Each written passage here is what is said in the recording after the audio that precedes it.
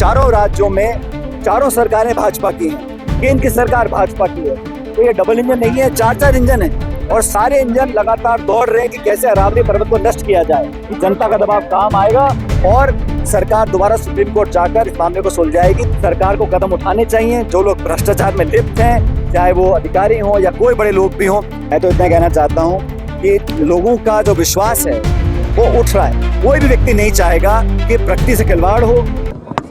राजस्थान में लोग इस बात की चर्चा कर रहे हैं, लोगों को चिंता खाई जा रही है कि जो पर्वतमाला आदिकाल से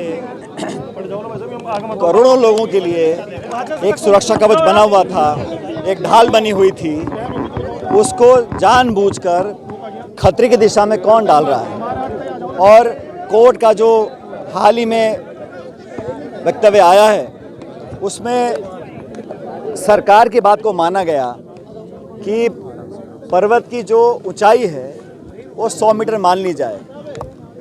फॉरेस्ट सर्वे ऑफ इंडिया का ये आंकड़ा है कि अरावलियों के पहाड़ों के अंदर 1,18,000 पहाड़ ऐसे हैं जो 100 मीटर से नीचे हैं और मात्र 1,048 पहाड़ ऐसे हैं जो 100 मीटर के ऊपर हैं। मतलब 90% से ज़्यादा जो अरावली का क्षेत्र है वो परिभाषा से बाहर हो जाएगा, वो सुरक्षित हो जाएगा। अब सरकार बोल रही है कि हम बिना परमिशन के इजाज़त नहीं देंगे। इस प्रकार के बैन पिछले 20 साल से अरावली में लगे हुए हैं, हरियाणा दिल्ली में लगे हुए हैं। लेकिन जो अवैध खनन हो रहा है, जो सरकार की नाक के नीचे अवैध खनन आज भी जारी है, उसको रोकने की सरकार क्या कर रही है? आने वाली पीढ़ियों का भविष्य अंधकार में डालना चाहते हैं। इतना प्रदूषण देश के अंदर है और जो रेगिस्तान का फैलाव है राजस्थान में, वो रुका हुआ है अरावली पर्वतमाला की वजह से। अगर वो कुछ सालों के बाद नष्ट हो जाएगा तो दिल्ली तक रेगिस्तान पहुंच सकता है। चाहे वायु प्रदूषण हो, ग्राउंड वाटर हो, इकोलॉजी हो, बायोडाइवर्सिटी हो, हवा का प्रदूषण हो, उस सब में ये एक सुरक्षा कवच ढाल हमारे लिए है।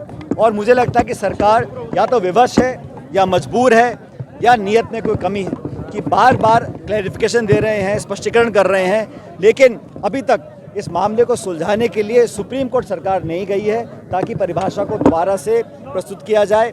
और मैं ऐसा मानता हूं कि गुजरात हो, राजस्थान हो, हरियाणा हो या दिल्ली हो, चारों राज्यों में चारों सरकारें भाजपा की हैं, केंद्र की सरकार भाजपा की है।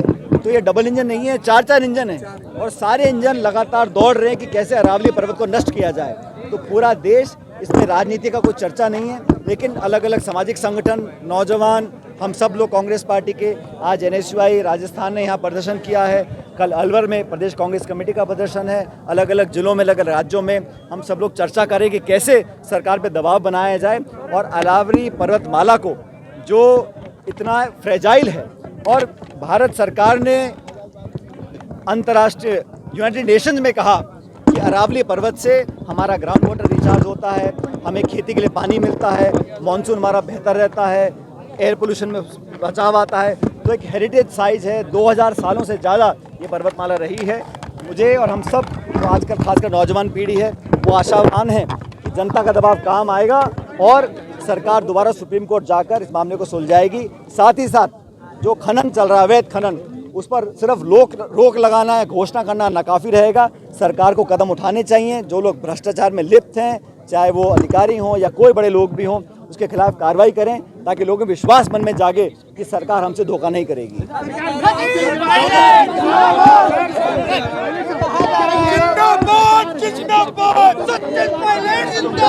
अभी तो सरकार का जो इतिहास रहा है वो देश के अधिकांश संसाधनों को चंद लोगों में वितरित करना चाहती है, हम सब देख चुके हैं। लेकिन प्रकृति के साथ, पहाड़ नदियों के साथ खिलवाड़ हो रहा है, इसको कौन बर्दाश्त करेगा। और सरकार ने, मुझे लगता है कि जानबूझ के आंकड़ों का जाल फैलाया है, लोगों को झूठे आश्वासन दिए जा रहे हैं। हकीकत अलग है। अगर कोई भी चाहे जाकर देख सकता है, अनेक पहाड़ों पे आज भी अवैध खनन चल रहा है। उसको रोकने के लिए सरकारें क्या करें बताना चाहिए।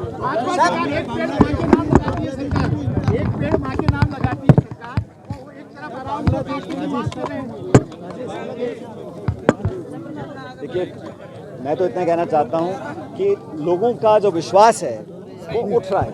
आप किसी भी आम नागरिक से पूछ लीजिए, उसकी कोई विचारधारा हो, कोई धर्म जाति हो, किसी वर्ग से आता हो, कोई भी व्यक्ति नहीं चाहेगा कि प्रकृति से खिलवाड़ हो और अरावली पर्वतों का जो लगातार नष्ट करने की तरफ हम लोग बढ़ रहे हैं, उसको रोकने के लिए सरकार के कदम नाकाफी हैं। ये प्रत्येक नागरिक इस बात को मानता है। इसलिए हमारा निवेदन है कि केंद्र सरकार को दोबारा सुप्रीम कोर्ट जाना चाहिए, परिभाषा को विस्तृत करना चाहिए और जिस श्रीमान मर्फी के नाम की ये रिपोर्ट बन रही है वो विदेशी, आज परिस्थिति क्या है, 1968 में क्या थी, अब तक कितने पहाड़ खोदे जा चुके हैं। और बर्फी की रिपोर्ट में भी 3 अलग अलग बिंदु थे।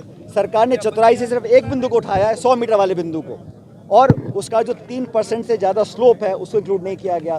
पत्थर पर्वत की 100 मीटर की ऊंचाई कहाँ से नापी जाएगी, सी वाटर लेवल से, नीचे से, इस पर स्पष्टीकरण नहीं किया। सिर्फ 100 मीटर को पकड़ के बैठे हैं। और जैसे मैंने कहा, सरकार की agency FSI, forest survey of India ने कहा है कि 1,18,000 पर्वत 100 मीटर से कम ऊंचाई के हैं, मात्र 1,048 पहाड़ हैं जो 100 मीटर से ऊपर हैं। आप खुद अंदाज़ा लगा लीजिए, जब तमाम इलाका असुरक्षित होगा तो वहाँ पर खुले आम वहाँ पे अवैध खनन किया जाएगा।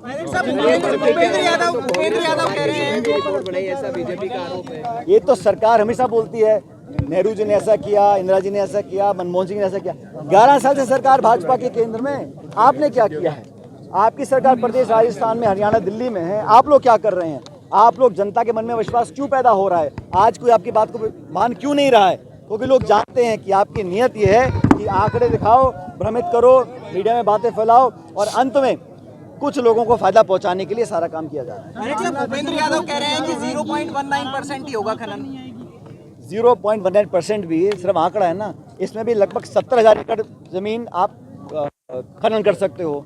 और जब भाई आप बैन लगा रहे हो खनन पर, लेकिन अवैध खनन का क्या होगा?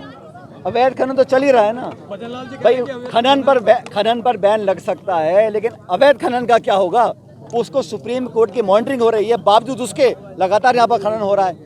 और आप सिर्फ 0.19 की बात कर रहे हो। मैंने भी बताया आपको, जब ऊंचाई नापी जाएगी तो 90% जो पहाड़ हैं वो 100 मीटर से नीचे हैं, और 2 पहाड़ों के बीच में जो जगह है 500 मीटर का अगर गैप नहीं दिया गया, उसको भी खोद डालेंगे। और रोक कौन रहा है इसको? सरकार ने पिछले 2 साल से, राजस्थान सरकार बीजेपी की है, रोकने के लिए क्या कदम उठाए हैं? जनता क्यों विश्वास? नौजवानों में अब गया है और पेशेंस कम रह गया है। लेकिन आज हम सब गांधीवादी तरीके से मार्च कर रहे हैं, अलग अलग जिलों में कार्यक्रम हो रहे हैं। आज जयपुर में है, कल अलवर में है, हमारी मीटिंग होगी कार्य समिति की कल, और निर्णय लिए जाएंगे। लेकिन पूरा समाज जाति वर्ग से ऊपर उठकर, विचारधारा से ऊपर उठकर इस मुहिम से जुड़े हुए हैं।